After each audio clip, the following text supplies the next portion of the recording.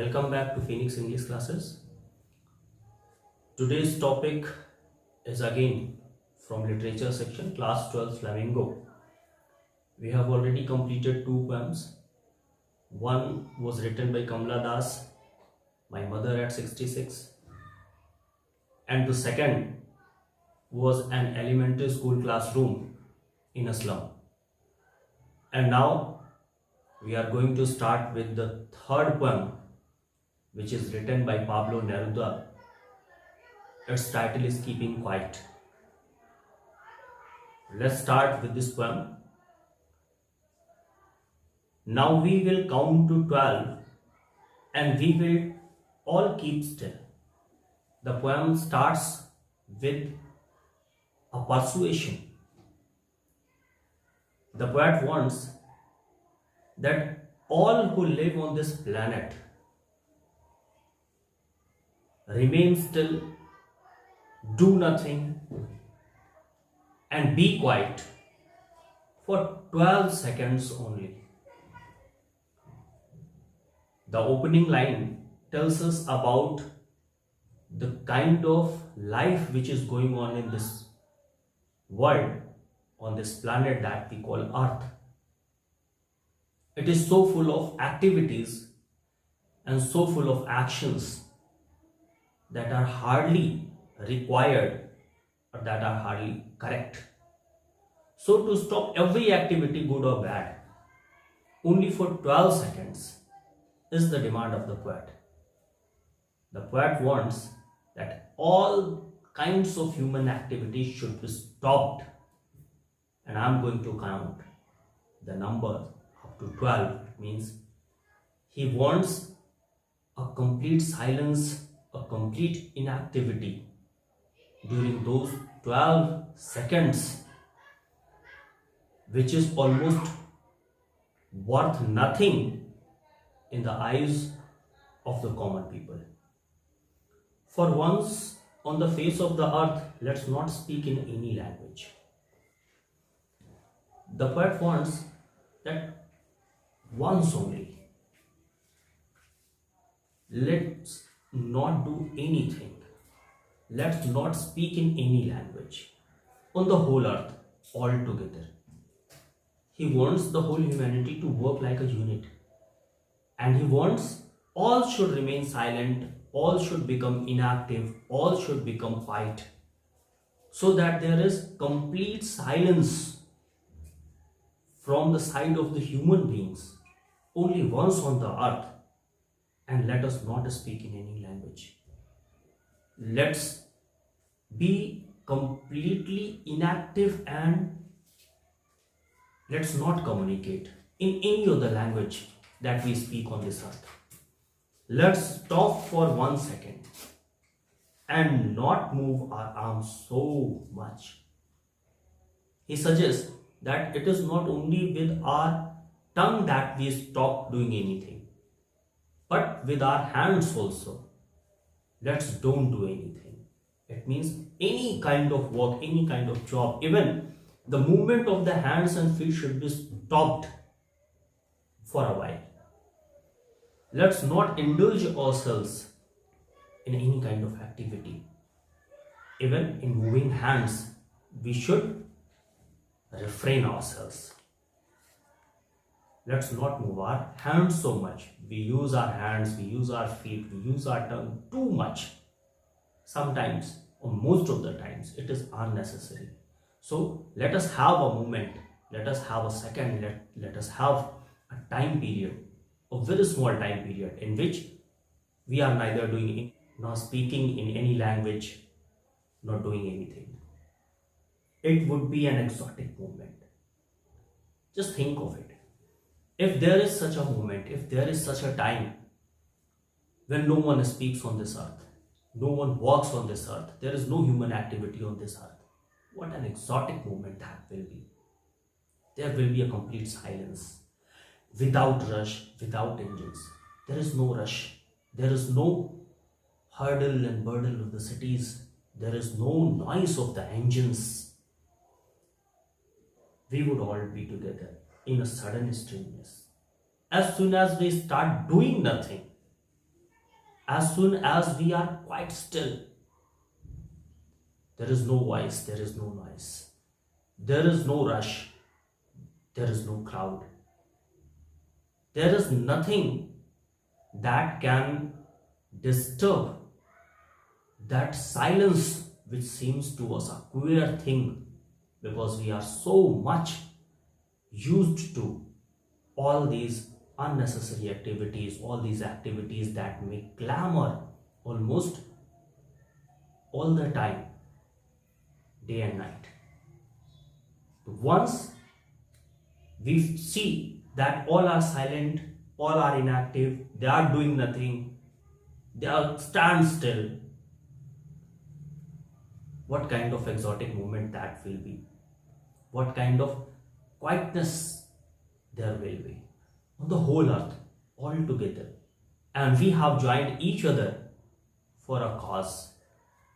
And we are all together without speaking anything. We are all together in a sudden stillness. Suddenly, all of a sudden, there is strangeness.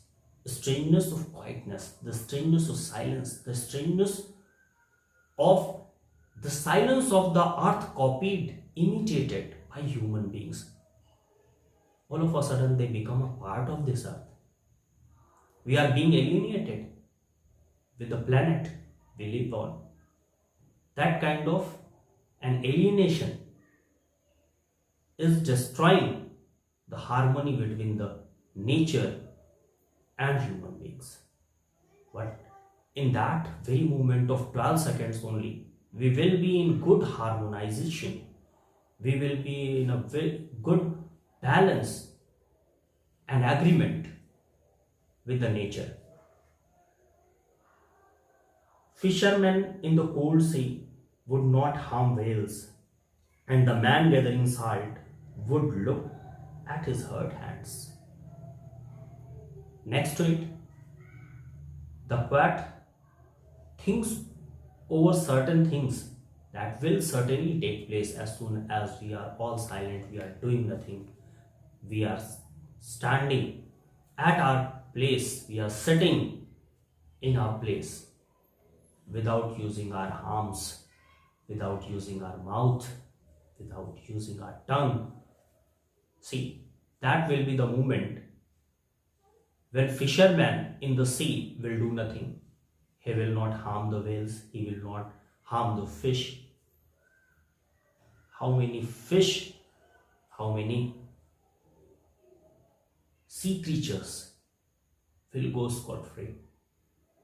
They will not be deprived of their freedom, their life. They will not be harmed. It is not only for those creatures that are being killed in the hands of human beings every moment, every second, but it is good for those laborer class people, like those salt collectors, those laborers who work in salt mine. They will have the time to look at their hands, how wounded they are. In a perpetual activity of human beings, how pathetic it is for the human beings themselves that they do not look at their hurt hands. They will have the time to look at their wounds, the salt collectors. Those who prepare green wars with gas, wars with fire, victory with no survivors. And in those moments of inactivity, in those moments of keeping quiet, not only these people, but the soldiers, but those who make strategies of war, those who begin green wars, those who begin the wars with gases, those who begin wars with firearms, they will also stand still. They will not use their arms. They will not use their destructive powers. They will not use these weapons of destruction in any case. And those will be the exotic moments when there will be no destructions, even in the name of defending one's own country or attacking to seize another country. Victory with no survivors, because what they give, what these wars give us, is so called victory because all are dead. War gives nothing except of being defeated. Some defeat 50 soldiers and some defeat 500. Those who lose 50, they say they are victorious with the cadavers, with the dead bodies. Those who lose 500, they say they are defeated with a greater number of dead bodies. Is this victory? This victory has no use for human beings, in which no one survives. Would put on clean clothes. If we call for such an exotic thing like inactivity, such an important time period of inactivity that should be there, you will see those soldiers will not wear their uniform, but they will also wear their dresses. They are clean, they are civil, they are not barbaric, and walk about with their brothers. And in place of killing one another, in place of fighting with one another, they will walk hand in hand. They will be friends with others, and they will have the time to spend with their brothers in the shade doing nothing. And they will not be worried about attacking or preventing, but they will be able to walk in the shades of the trees with their friends, and they will have the leisure of doing nothing. What I want should not be confused with total inactivity.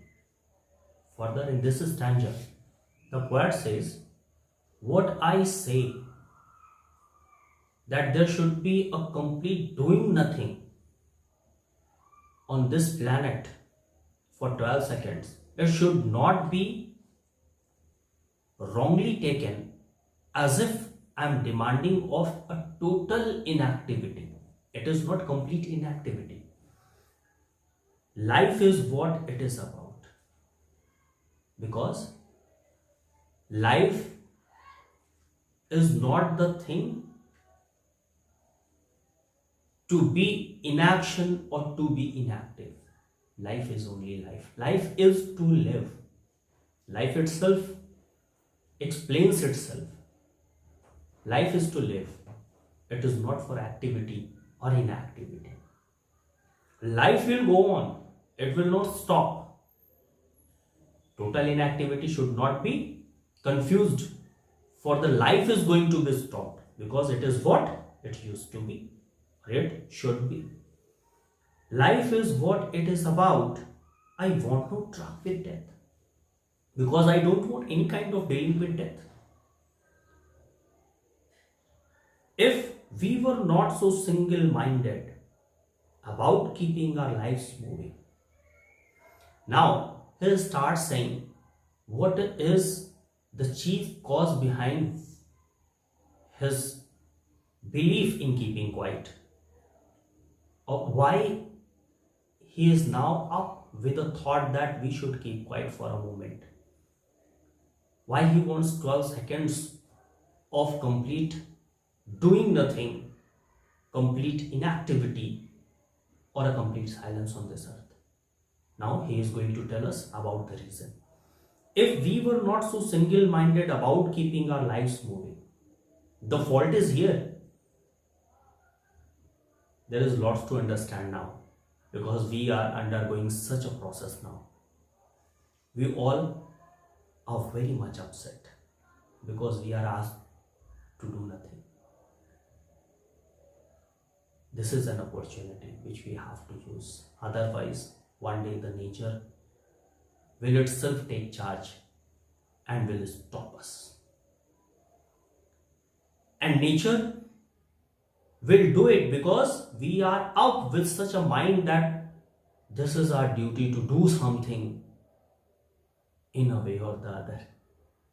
In a way that people come to know or that they should feel that we are doing something. That is the worst thing on this earth that is going on. Perhaps we are doing the same thing right now. I want no truck with death. If we were not so single minded about keeping our lives moving, had we not been, it is His wish, had we not been so single minded that we are keep ourselves moving every time, do not stop even for a second.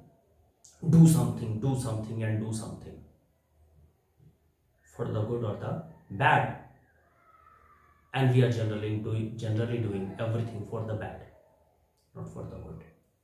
That's why He wants to stop every activity of human being, so that the harm should not be wreaked upon human beings and on the nature itself.